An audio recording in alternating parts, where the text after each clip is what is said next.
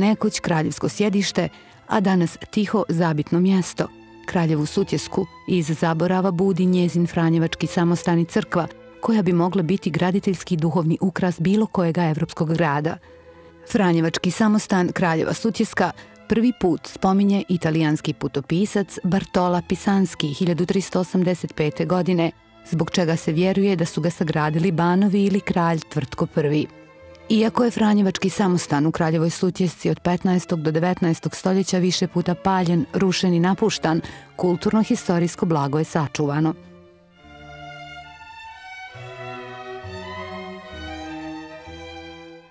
Posebnu pažnju privlače slike Svete Katarine i portret kralja Tomaša s licem u profilu, odjeven u hermelini s kraljevskim znakovima, krunom, žezlom i kuglom.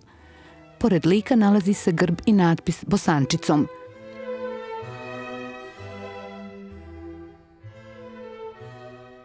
Knjižnica franjevačkog samostana bogata je starim i rijetko sačuvanim izdanjima. Ukupni knjiški fond samostana iznosi 20.000. Na prvom mjestu treba spomenuti inkunabule, knjige štampane do 1500. godine. U Sutješkoj samostanskoj knjižnici čuva se 31 polovica od ukupnog broja postojećih inkunabula u Bosni i Hercegovini. Tu je i veliki broj dijela bosanskih pisaca pisanih bosančicom i latinicom.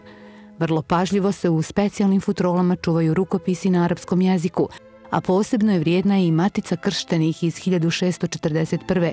pisana bosančicom.